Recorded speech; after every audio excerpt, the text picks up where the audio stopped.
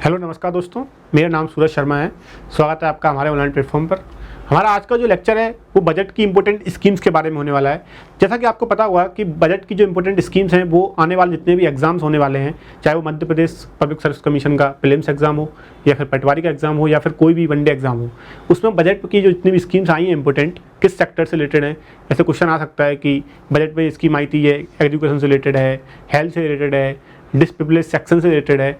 तो जितनी भी ये स्कीम्स आ रही हैं इस साल बजट में, जितनी भी आई हैं, मैं आपको उनमें से जो है टॉप 15 जितनी भी 10 और 15 स्कीम्स हर एक सेक्टर से रिलेटेड जितनी भी हैं उनके बारे में मैं आपको बताऊंगा। आप इनको नोट कर लीजिए और अपने एग्जाम से पहले इनको रिवाइज कीजिए। जैसा कि मैंने अपना प्रीवियस वीडियो एक बनाया था, उसमें मैंने बजट के ट्रेडिशनल फैक्ट्स को बताया था। वो फैक्ट शीट भी बहुत इंपॉर्टेंट है क्योंकि उन फैक्ट से रिलेटेड भी क्वेश्चन डायरेक्टली आ सकता है। वो एक फैक्चुअल क्वेश्चन है और इसमें जो है मैं आपको स्कीम्स के बारे में बताने जा रहा हूँ। बजट की जो स्कीम इस बार आई 2023 के बजट में आई, तो वो स्कीम आप नोट कर लीजिए और उनको आप ध्यान से पढ़िए क्योंकि इनसे एक क्वेश्चन आने की प्रोबेबिलिटी बहुत ज़्यादा है जितने भी आने वाले आगामी एग्जाम्स हैं उनमें। तो शुरू करते हैं अपना आज का लेक्चर। जैसा कि आपको पता होगा कि हमारा जो बजट था इस साल का 2023 का जो हमारा बजट था उसमें जो है इंपॉर्टेंट स्कीम्स आई। हमारे बजट जो है इस साल हमारा जो 2023 का जो बजट था जनरल बजट, उसमें जो है सप्तऋषि का कंसेप्ट दिया गया। सप्तऋषि का कंसेप्ट का मतलब ये है कि हमारे इस साल के जो बजट है उसमें जो है सरकार ने 7 प्रायोरिटीज़ रखी। उन 7 प्रायोरिटीज़ में क्या है? Inclusive development, reaching the last mile, youth power, financial sector, green growth, unleashing the potential, infrastructure and investment.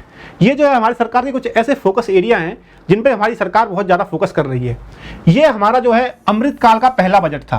अमृत काल वो जो एक टाइमलाइन है, जैसे कि आपको पता होगा कि हमारी आज़ादी को 75 ईयर्स कंप्लीट हुए 2022 के अंदर।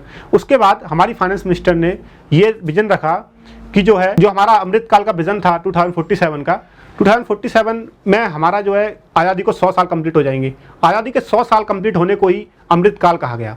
तो इस अमृत काल में अगले 25 सालों में भारत सरकार का जो विजन है उसको हम अमृत काल कहते हैं। अमृत काल में जो हमें बहुत सारे अचीवमेंट लेके आने हैं, बहुत सारे सरकार ने बहुत सारे प्लान्स बनाए हैं, उन प्लान्स को अचीव करना है ना।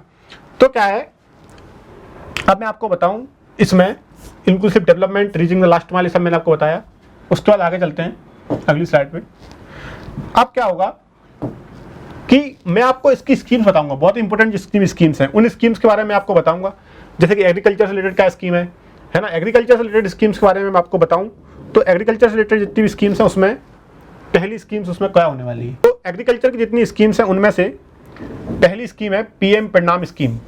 पीएम परिणाम स्कीम जो है, पीएम परिणाम स्कीम्स के बारे में बताऊं तो ये स्कीम लाई गई है जितने भी अपने एग्रीकल्चर सेक्टर में जितने भी फर्टिलाइजर्स का यूज होता है, फर्टिलाइजर्स का जो यूज़ है उसको मिनिमाइज कर सकें और अपने जो है एग्रीकल्चर को सस्टेनेबल एग्रीकल्चर में कन्वर्ट कर सकें। तो इसलिए पीएम परिणाम स्कीम को लाया गया।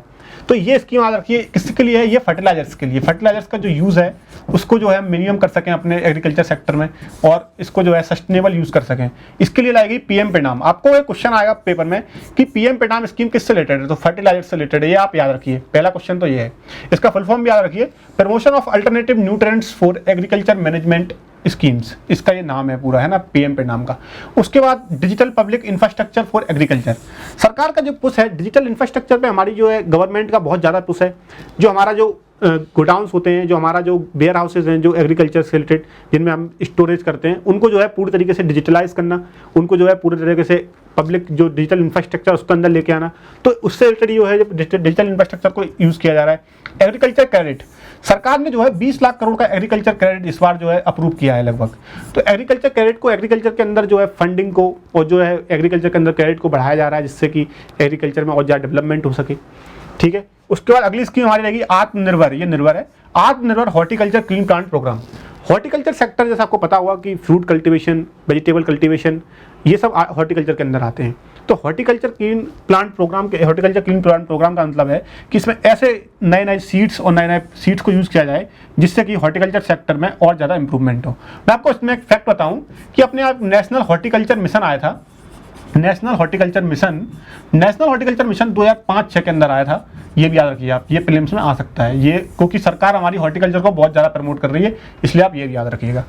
Agriculture accelerator fund, agriculture accelerator fund इसलिए लाया गया है क्योंकि हमारे जो एग्री स्टार्टअप्स होते हैं, जितने भी जो रूरल एरिया में एग्री स्टार्टअप्स जो यूथ जिनको ओपन करना चाह रहे हैं, तो उन एग्री स्टार्टअप्स को बढ़ाने के लिए आपको पता होगा कि हमारे जो है प्राइम मिनिस्टर का विजन है कि जो अपने कौशल विकास योजना चल रही है स्टार्टअप्स को बढ़ाने के लिए, स्किल डेवलपमेंट के, इन सब पे फोकस किया जा रहा है, क्योंकि इंडिया के पास इस समय डेमोग्राफिक डिविडेंड है, इंडिया को अपने डेमोग्राफिक डिविडेंड का फायदा उठाना है, इसलिए हम जो है स्टार्टअप्स को प्रमोट कर रहे हैं। और एग्रीकल्चर सेक्टर में स्टार्टअप्स को प्रमोट करने के लिए एग्रीकल्चर एक्सीलरेटर फंड बनाया गया है इस वाले बजट में। आपसे पूछा जाएगा कि एग्रीकल्चर एक्सीलरेटर फंड किस लिए बनाया गया है, तो इसको आप टिक कर सकते हो कि एग्रीकल्चर में स्टार्टअप्स को बढ़ावा देने के लिए रूरल एरियाज के अंदर एग्रीकल्चर एक्सीलरेटर फंड वो बनाया गया है। ठीक है, ये याद रखिए। अगला है global hub for millets, Shri अन्न। मैं आपको एक चीज बताऊं मिलेट्स के बारे में, हमारी सरकार का बहुत ज्यादा पुश है मिलेट्स के ऊपर। मिलेट्स को ही श्री अन्न कहा गया है।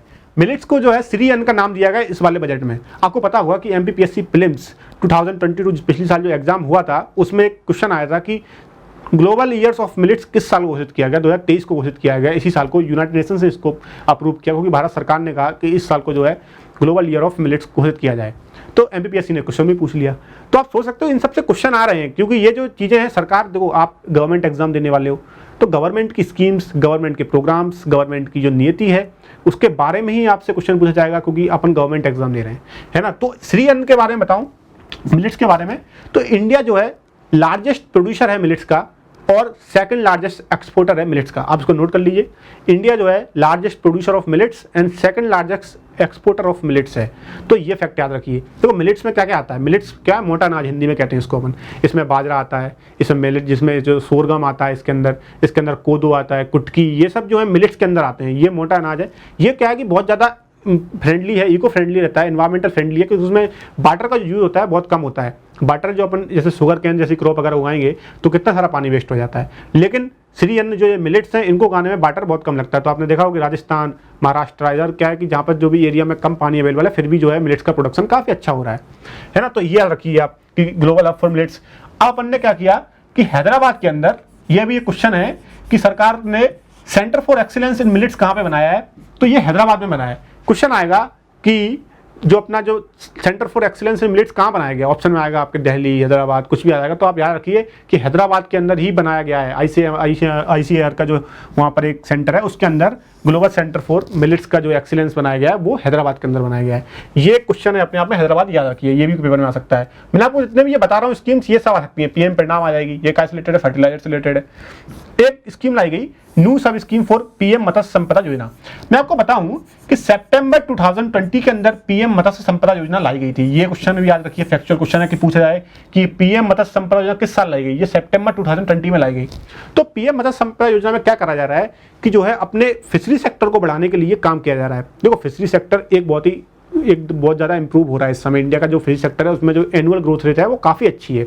तो इंडिया का जो आपको पता हुआ, इंडिया की कोस्ट लाइन बहुत बड़ी है ना, 7,500 किलोमीटर की अपनी कोस्ट लाइन है। तो उस कोस्ट लाइन का अगर आपको फायदा उठाना है तो फिशरी सेक्टर को प्रमोट तो करना ही पड़ेगा। बहुत सारे लोगों को एम्प्लॉयमेंट भी प्रोवाइड होता है इससे, है ना। तो फिशरी सेक्टर को बढ़ाने के लिए सरकार ने जो है बहुत ज़्यादा प्रयास किए और पीएम मत्स्य संपदा योजना को भी इसमें बजट में प्रमोट किया गया है।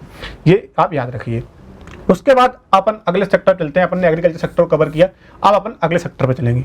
अगले सेक्टर की स्कीम्स को मैं बताऊं आपको, तो अपन अब हेल्थ सेक्टर पे चलते हैं। तो हेल्थ सेक्टर की जो स्कीम्स हैं उनके बारे में मैं आपको बताऊंगा। तो सरकार ने क्या किया, जो अपने नर्सिंग कॉलेज होते हैं, जितने अपने मेडिकल कॉलेज हैं, उनके अंदर 157 न्यू नर्सिंग कॉलेज जो है स्टैब्लिश करने की जो है नीति बनाई है। तो जो है आप याद रखिए कितने नर्सिंग कॉलेज बनने हैं, 157। अगर पेपर में आएगा तो यही आएगा, फैक्चुअल क्वेश्चन अगर पूछा जाएगा तो 157 आप याद रखिए। तो सरकार ने वो बनाया target, sickle cell anaemia. Sickle cell anaemia एक डिजीज होती है जिसमें जो है आरबीसी के अंदर डिसऑर्डर आ जाता है। आरबीसी का जो शेप है वो बदल जाता है, शेप जो उसका डिस्टॉर्ट हो जाता है, सिक्कल सेल की तरह दिखने लगता है। ये एक इनहेरिटेड डिजीज है। तो सिक्कल सेल अनीमिया एलिमिनेशन बनाया गया है एक प्रोग्राम। इसका जो है टारगेट 2047 को बनाया गया है। आपसे क्वेश्चन पूछा जाएगा कि भारत सरकार ने किस साल तक टारगेट रखा है कि अपने देश से सिक्कल सेल अनीमिया को हम खत्म करें। तो इसका टारगेट 2047 है। ये अपने आप में एक एमसीक्यू है, इसको आप डेट को याद रखिएगा। अगर आपसे इससे क्वेश्चन पूछा जाएगा तो ये क्वेश्चन पूछा जाएगा किस साल तक रखा है, तो 2047 आप इसको याद रखिए। उसके बाद फार्मा में इनोवेशन, ये इनोवेशन है। तो फार्मा इनोवेशन की सरकार ने क्या किया है, जैसे आपको बताऊं, मैं आपको फार्मा सेक्टर के बारे में कुछ, इंडिया के फार्मा सेक्टर के बारे में कुछ फैक्ट बताना चाहता हूं। जैसे कि इंडिया का फार्मा सेक्टर दुनिया में थर्ड लार्जेस्ट वॉल्यूम के हिसाब से जो दवाइयां बनती है इंडिया में, इंडिया थर्ड नंबर पे आता है। और वैल्यू के हिसाब से इंडिया 14th नंबर पे आता है फार्मा सेक्टर के अंदर। ये आप मेंस में भी डाटा यूज कर सकते हो, आपका बहुत ज्यादा वैल्यू एडिशन इससे होगा, ठीक है। और इंडिया दुनिया की 40% जेनेरिक ड्रग्स जेनरिक ड्रग्स जो दुनिया में बनती हैं उसमें से 40% तो इंडिया में बनती हैं। तो इंडिया का फार्मा सेक्टर देख रहे हो आप कितना ज़्यादा इनोवेशन कर रहा है। तो सरकार ने जो है फार्मा में इनोवेशन लाने के लिए, इस सेक्टर में इनोवेशन लाने के लिए जो है काफ़ी सारे कदम इस बजट में उठाए हैं। तो फार्मा सेक्टर के बारे में आप याद रखिए, सिकल सेल एनीमिया का 2047 याद रखिए, नर्सिंग कॉलेज 157 बन रहे हैं, ये भी याद रखिए। तो ये सारे जो फैक्ट है मैं आपको बताए हेल्थ सेक्टर के बारे में, आप याद रख सकते हो।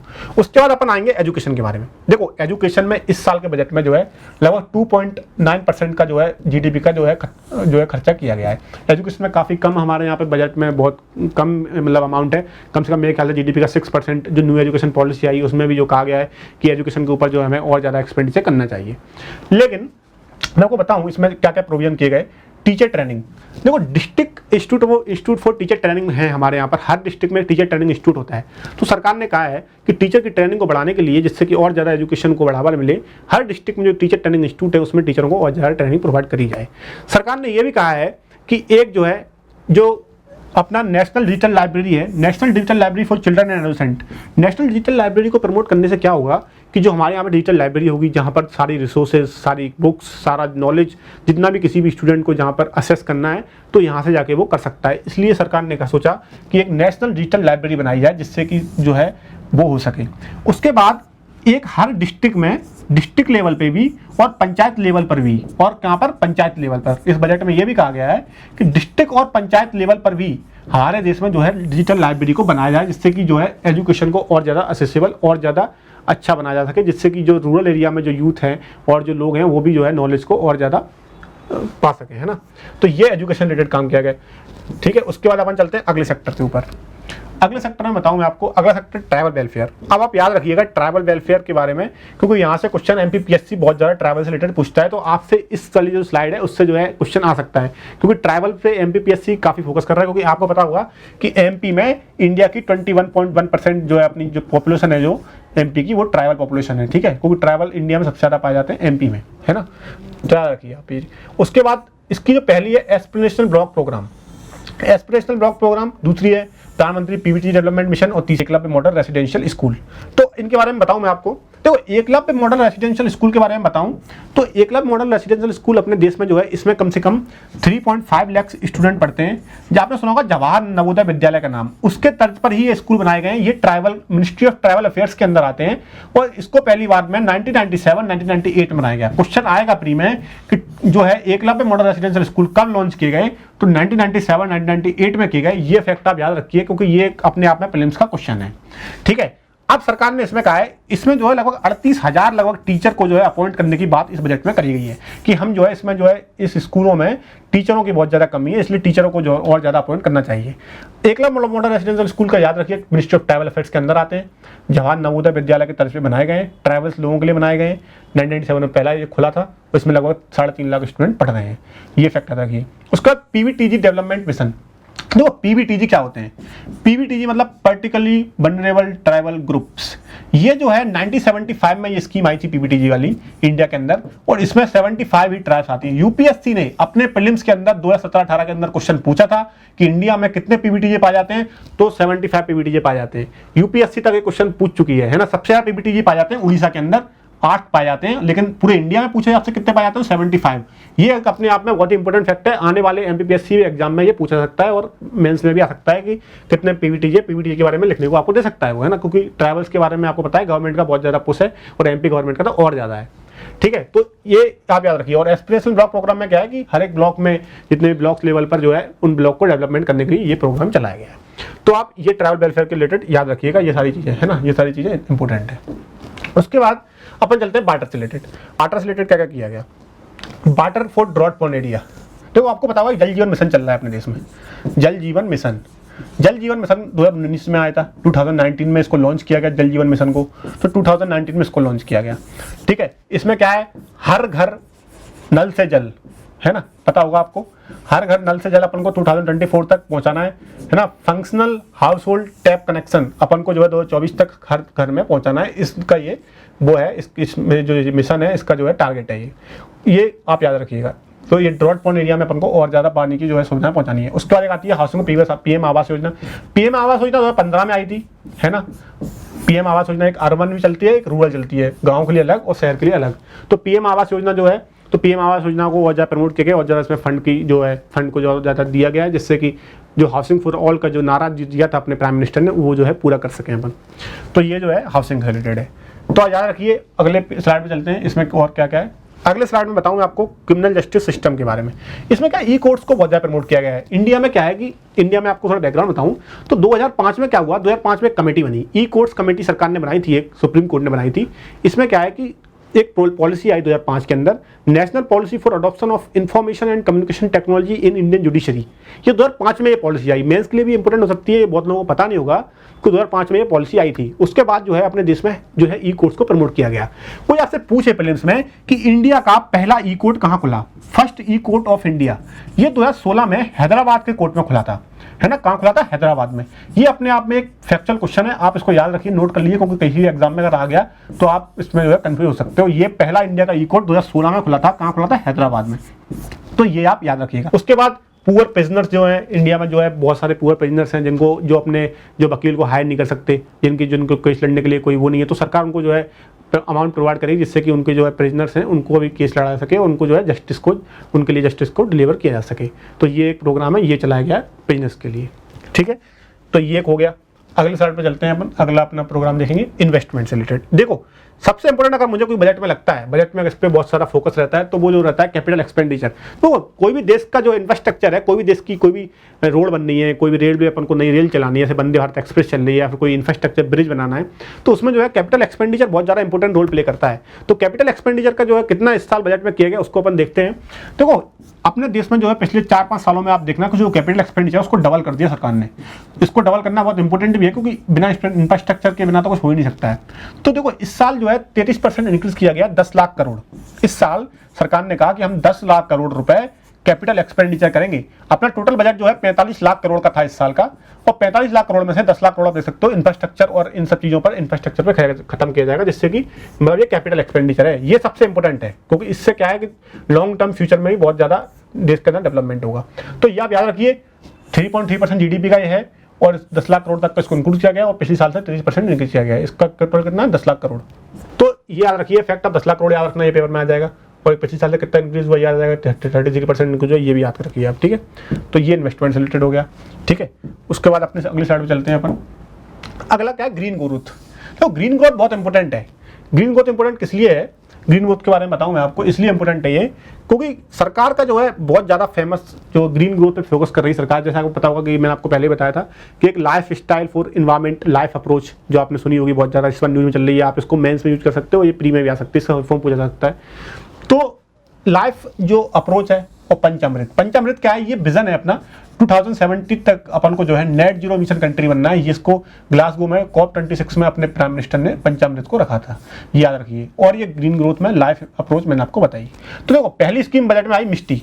आपसे सिंपल क्वेश्चन ये पूछा जाएगा पेपर में कि मिष्टी स्कीम्स किससे रिलेटेड है, मिष्टी स्कीम का पूछा जाएगा, तो ये आपको याद रखना है, ये मैंग्रोव से रिलेटेड, इसका फुल फॉर्म भी है mangrove initiative for shoreline habitat and tangible incomes. तो ये मिष्टी का फुल फॉर्म है।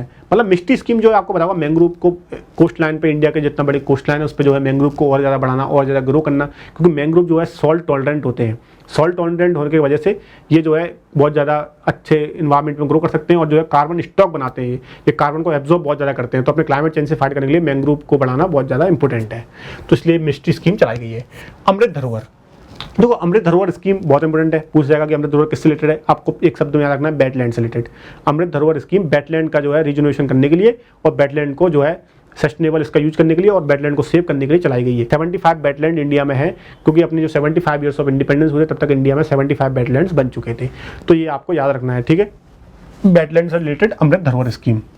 उसके बाद एक स्कीम है गोवर्धन स्कीम।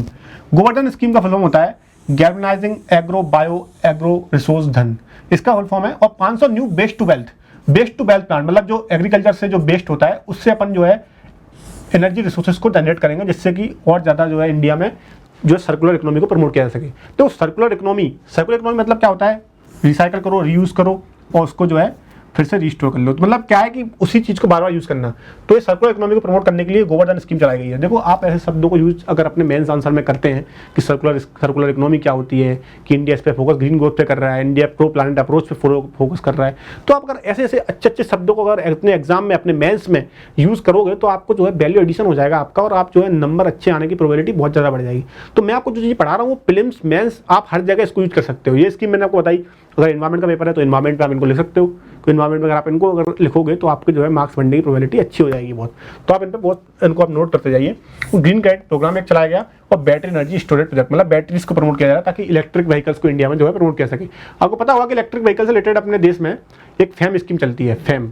तो फैम स्कीम से अंदर जो है इलेक्ट्रिक व्हीकल्स को और ज़्यादा प्रमोट किया जा रहा है ताकि जो है और ज़्यादा अपने देश में इलेक्ट्रिक व्हीकल 2030 तक और ज़्यादा बढ़ सके, जिससे कि जो है ग्रीन हाउस गैस में एमिशन में कम हो और पॉल्यूशन में कमी आए। तो ये सब जो है ग्रीन ग्रोथ से रिलेटेड मैं आपको बताया, तो ये आप याद रखिएगा। ये सब ग्रीन ग्रोथ से रिलेटेड ये सब इनिशिएटिव बजट में लिए गए थे। उसका यूथ के लिए पीएम कौशल विकास योजना चलाई गई। पीएम कौशल विकास योजना के बारे में पता ही होगा आपको, 2015 में लॉन्च हुई थी। तो ये स्किल के लिए चलाई गई। और टूरिज्म के लिए यूनिटी मॉल बनाए गए। देखो एक अपने आप प्रोग्राम है वन डिस्ट्रिक्ट वन प्रोडक्ट। तो देखो हर डिस्ट्रिक्ट का प्रोडक्ट को प्रमोट किया जाता है। तो यूनिटी मॉल्स इसलिए बनाए गए, आपसे पूछा जाएगा प्री में कि यूनिटी मॉल्स किस रिलेटेड है, तो आपको याद रखना है वन डिस्ट्रिक्ट वन प्रोडक्ट को प्रमोट करने के लिए। तो यूनिटी मॉल्स का यही एक जरिया है कि इसको जो है वन डिस्ट्रिक्ट वन प्रोडक्ट जितने भी हैं उनको प्रमोट करने के लिए यूनिटी मॉल्स बनाया गया। इतना ही बस आपको याद रखना है कि किसके लिए, वन डिस्ट्रिक्ट वन प्रोडक्ट के लिए ये जो है यूनिटी मॉल्स को चलाया गया, ये याद रखिएगा आप, ठीक है। उसके बाद अगली स्लाइड वुमेन की चलते हैं। तो वुमेन के लिए एक स्कीम चलाई गई, एक स्मॉल सेविंग स्कीम है ये, महिला सम्मान सेविंग सर्टिफिकेट। ये 2 साल की चलाई गई है 2025 तक। इसमें 2 लाख तक का जो है वुमेन क्या करती है, 2 लाख तक का फंड इसमें कर सकती है जमा, और 7.5% के इंटरेस्ट पे इसको जो है इस पर इंटरेस्ट मिलता है। तो ये 2 साल की चलाई गई है। एक स्मॉल सेविंग सर्टिफिकेट है, सर्टिफिकेट स्कीम है, और 2 लाख इसमें मैक्सिमम लिमिट है और 7.5% का इंटरेस्ट मिलता है। आपको इतना याद रखना है। इसमें अगर पूछा जाएगा तो इनसे रिलेटेड कोई फैक्ट इनमें से कोई आएगा आपके एग्जाम में, ठीक है। तो ये वुमेन से रिलेटेड है। उसके बाद अगली स्लाइड पे चलते हैं। देखो मनरेगा, ये इंपॉर्टेंट है। मनरेगा इसलिए इंपॉर्टेंट है क्योंकि इसके लिए क्या है, सरकार ने बहुत ज़्यादा बजट कम कर दिया गया है। देखो मनरेगा ऐसी स्कीम है, 2005 में ये एक्ट आया, मनरेगा एक्ट 2006 में स्कीम ये लॉन्च हुई। फंड ड्रिवन स्कीम है ये मनरेगा। तो मनरेगा में क्या होता है कि इस स्कीम के अंदर जितने भी फंड थे, पिछले साल इसमें सरकार ने 73,000 करोड़ अप्रूव किए। इस साल सरकार ने इसमें 33% कम कर दिया। इस साल सरकार ने 60,000 करोड़ ही अप्रूव किए। जबकि मनरेगा को पता हुआ आपको, कोविड-19 के बाद मनरेगा के जो है जो जॉब में जो लोग आ रहे हैं, बहुत ज़्यादा लोगों ने डिमांड शुरू कर दी इसकी, लेकिन सरकार इसका फंड कम कर रही है। अगर मैं आपको बताऊँ, द हिंदू में एक आर्टिकल आया था परसों कि जो है मनरेगा में अगर अपन को मनरेगा में 100 दिन का एम्प्लॉयमेंट सब लोगों को देना है जो मांग रहे हैं, तो अपन को 2.72 लाख करोड़ इतना अपन को जरूरत पड़ेगी, तब अपन मनरेगा की जो डिमांड फुलफिल करेंगे। और सरकार दे कितना रही है, 60,000 करोड़। क्या हो जाएगा 60,000 करोड़ रुपए से, 60,000 करोड़ रुपए सरकार दे रही है, चाहिए कितने 2.5 लाख करोड़ के आसपास। तो कहाँ से मनरेगा कंप्लीट होगी। तो मनरेगा में जितने भी लोग जो है जॉब मांगने आ रहे हैं उनको जॉब मिल नहीं रही है, उनको जो है पेमेंट हो नहीं रहा है टाइम पे। तो इससे क्या है कि जो स्कीम है इसका जो है पर्पस फुलफिल नहीं हो पा रहा है। तो सरकार को इस पर ध्यान देना चाहिए, है ना। आप मेंस में इसके बारे में एक डिटेल क्वेश्चन आ सकता है आपसे, मनरेगा के बारे में पूछ सकता है कि इसमें जो है क्या क्या खामियां चल रही है इस समय। तो ये आप याद रखिएगा। तो अपना ये लेक्चर यहाँ पे कंप्लीट होता है। मैंने आपको बताया कि एजुकेशन रिलेटेड क्या स्कीम थी, मैंने आपको बताया कि हेल्थ रिलेटेड क्या स्कीम थी, आपको बताया मैंने ट्रैवल से रिलेटेड बताया, मैंने आपको मनरेगा के बारे में बताया, स्किल रिलेटेड बताया, है ना। आपको मैंने ग्रीन ग्रोथ के बारे में डिटेल में बताया कि ग्रीन ग्रोथ को इंडिया में कैसे प्रमोट किया जा रहा है। अब मैं आपको एक चीज़ एक्स्ट्रा बता रहा हूँ, आप इसको लिख लीजिए, ये स्लाइड में नहीं था क्योंकि, तो इसलिए मैं आपको एक्स्ट्रा बता रहा हूँ। ये आप याद रखिए, ग्रीन ग्रोथ में एक चीज़ और याद रखिएगा आप। तो ग्रीन ग्रोथ में क्या था, एक नेशनल हाइड्रोजन मिशन इसमें लिखा नहीं था स्लाइड में, आपको एक्स्ट्रा बता रहा हूँ ये, आप इसको नोट कर लेना। नेशनल हाइड्रोजन मिशन में क्या है कि ये मिशन चलाया गया, 19,700 करोड़ रुपए इसमें बजट आउटलेट किया गया, 19,700 करोड़ रुपए। इसमें जो है सरकार ने सोचा है कि 5 million metric tonne per year annual production अपन को ग्रीन हाइड्रोजन का करना है। तो ग्रीन हाइड्रोजन बहुत ही इंपॉर्टेंट है, ग्रीन हाइड्रोजन मिशन याद रखिए आप। इसमें जो है ये इसका बजट आउटले याद रखिए, और 5 मिलियन मेट्रिक टन अपन को जो हर साल प्रमोट करना है। तो ग्रीन हाइड्रोजन क्या होता है ये भी बता दूं मैं आपको थोड़ा सा शॉर्ट में। तो ग्रीन हाइड्रोजन क्या होता है, ग्रीन हाइड्रोजन को जो है रिन्यूएबल एनर्जी से प्रोड्यूस किया जाता है। रिन्यूएबल एनर्जी का यूज़ करके जो हाइड्रोजन बनाया जाता है उसको अपन जो है ग्रीन हाइड्रोजन कहते हैं। तो ये आप याद रखिएगा नेशनल ग्रीन हाइड्रोजन मिशन के बारे में, ठीक है। तो आप अपना वीडियो कंप्लीट होता है। तो मैंने आज के लेक्चर में आप लोगों को सारे सेक्टर के बारे में स्कीम बताई, अमृत धरोहर बताई, मिस्ट्री स्कीम्स बताई, मैंने आपको ग्रीन ग्रोथ के बारे में बताया। मैं आपको जो बोल रहा हूँ उनमें से एक क्वेश्चन अगले आने वाले एग्जामों में एक क्वेश्चन लगभग आना तय है। इसलिए आप जो है फोकस करिए इन स्कीम्स के ऊपर, आप उनको रिवाइज करिए, इनके नोट्स बनाइए प्रॉपर, जिससे कि आपको एक क्वेश्चन आएगा तो वो क्वेश्चन आपका सही हो, आपके 2 नंबर पक्के हो जाए एग्जाम में। देखो आपको जो है पढ़ाई करनी पड़ेगी, जो स्कीम्स याद करनी पड़ेंगी, बजट भी याद करना पड़ेगा। तो क्वेश्चन एक आना है लेकिन कहीं से भी आ सकता है, इसलिए आप कोई रिस्क ले नहीं सकते हो, इसलिए आपको सब कुछ ही पढ़ना पड़ेगा। तो आप इन पे फोकस करिए और अगला वीडियो बताइए किस पे बनाऊं मैं, आप कौन सा करंट का टॉपिक है जो आपको टफ लगता है, या फिर आपको उसके बारे में फैक्चुअल नॉलेज चाहिए, आपको फैक्ट ज़्यादा चाहिए जिससे कि आपको प्रीलिम्स में बहुत ज़्यादा हेल्प मिल सके, तो आप बता सकते हो। इसके लिए अपना फीडबैक दीजिए। Thank you very much, all the best.